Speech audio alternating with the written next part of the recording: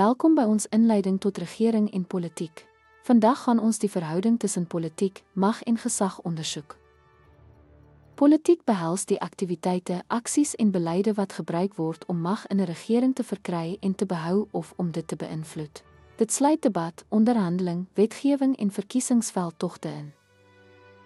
Mag is die vermoë om die gedrag van ander of die verloop van gebeure te beïnvloed.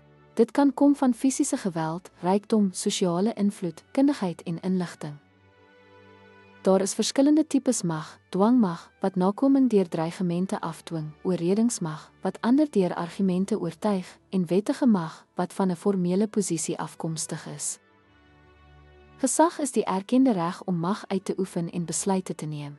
Dit kan tradisioneel, charismaties of wetlik rasioneel wees, gebaseer op gevestigde wette en prosedures.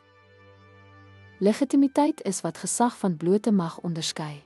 Gesag word deur die samelewing aanvaar en erken, wat legitimiteit verleen aan diegene wat dit uitoefen. Politiek gaan oor die verkryging en gebruik van mag, terwyl gesag 'n erkende en aanvaarde gebruik van mag impliseer. Politieke stelsels vestig raamwerke vir wettige gesag deur verkiesings, wette en grondwette. Om die wisselwerking tussen politiek, mag en gesag te verstaan, is dit noodsaaklik om te begryp hoe politieke stelsels funksioneer.